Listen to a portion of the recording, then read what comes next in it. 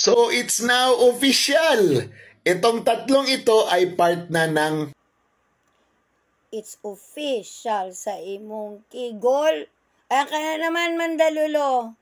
Unang-una, nagsa-asar graping ka. Alam mo yon, or masyado kang nag-aampalaya. So, ibig sabihin, base dyan sa naratibo mo, na kung sino ang nandyan sa majority ay align with the president. So, ibig sabihin, nung majority pa, yung Duterte Black aligned with the president. My goodness, ang malasado talaga ng dito mo. Gish. Madarahog, Senate majority is fluid. Naintindihan mo ang ibig sabihin yan? I-research mo. Anang magkaroon ka naman ng maayos na ambag sa usapin dito sa social media na hindi lang pagkukuda ang ginagawa mo at pagsasar-graping at pagmamaalat at pagmamapait sa nangyayari sa inyo ngayon.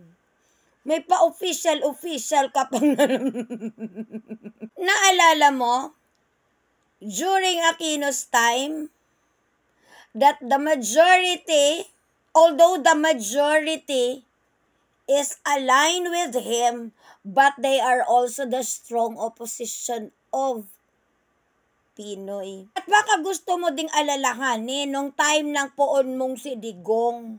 Align din sa kanya yon.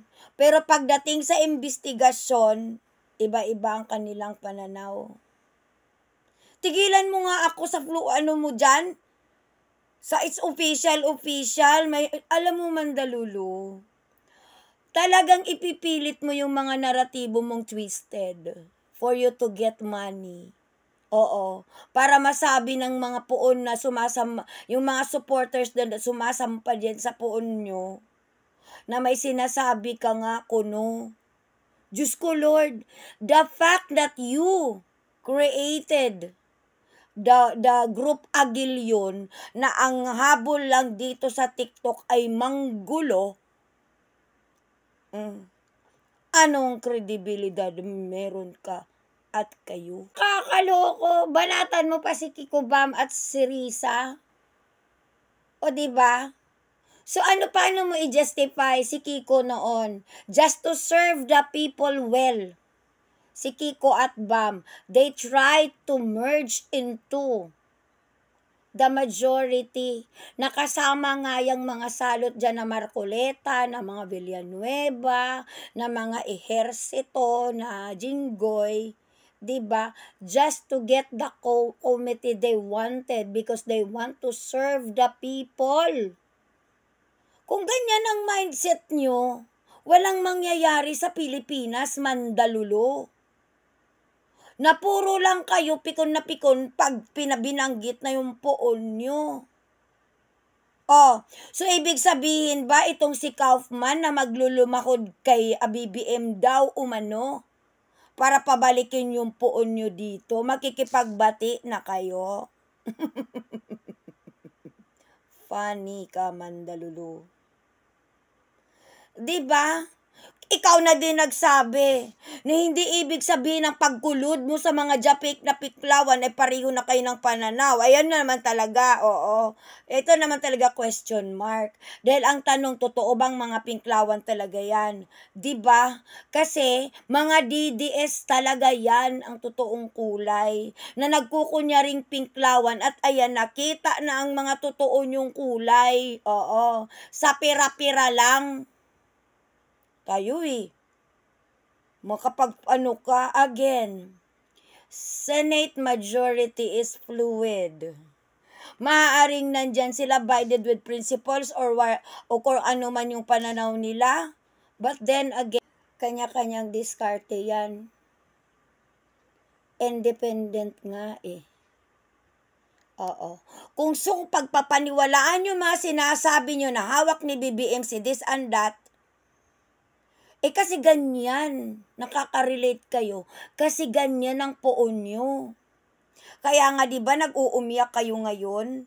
Dahil pag tinanong ni Kong Luistro at ni Kong De Lima, si Diskaya na ginigiit ng Marcoleta nyo, na gumawa ng sarswela ulit para mapasok sa Witness Protection Program, talaga naman, para makalusot lang, gawing state witness, utot new blue. Dadating tayo sa ending talaga dun sa kinakatakutan nyo na ang issue ng flood control ay magbabaktuyo sa Duterte nyo. Bakit hindi nyo kayang sagutin? Bakit dinifund niya ang Project NOAA? Na maliwanag ang Project NOAA ginawa ni Pinoy na ibubuo niya ito formulation until 2016. That it needs to be funded on 2017. But your Duterte defunded the program, the Project NOAA, at ibinigay umano niya sa DPWH, focus ngayon doon sa mga right-of-way na mga bayarin para daw maisusulong ang infrastructure project na kasama doon ang flood control. Bakit lumobo ng 60 billion? Ang right-of-way, at bakit it's raining cases against the Philippine Republic from the mga private na mga tao na ginamit ang kalupaan ni Mark Villar under the administration of Duterte. Sagutin mo yan, Idoy. Kaloko ka. Sagutin nyo yan. Why Duterte administration defunded the Project NOAA that could foresee catastrophe, that could foresee calamity at least? Ginamit pa nga ni Digong, di ba, yung mga rainfall, mga yellow. Ibig sabihin, ang Project NOAA na sagot ni Pinoy doon sa unwarranted Yolanda, binaliwala ni Digong kagaya ng pagbaliwala niya nung pagkapanalo natin ng WPS. It was just a piece of paper. And then now, you will cry hallelujah if magbabak to you sa inyo lahat ng kapalpakan at kasalutan ng poon yung si Digong na sana naman yung amen niya na ipostpone ng September 23 dahil lumutang si Garma, pumayag ng mag-witness, at hindi yun kakayanin ninyo, of course. Tumigil ka dyan. Banatan mo si Risa, si Kiko at saka si Bam na in line with the president. Sure ka? Talagang fully 100%? Are you talking to Risa? Or are you referring to those majority black now na naging nga at kayo, nagmamaasim at nagmamapait? Tanggapin nyo na lang kasi sa katotohanan. The Duterte will eventually left the Philippine politics. Babalik ang Sara Duterte nyo bilang presidente ng PTA ni Stonefish at ni Stingray. At yung pulong nyo at yung basti nyo ay kung sino mang umuusbong dyan ng mga Duterte, manahimik sila sa Davao. At yung kiti nyong pinupuspe,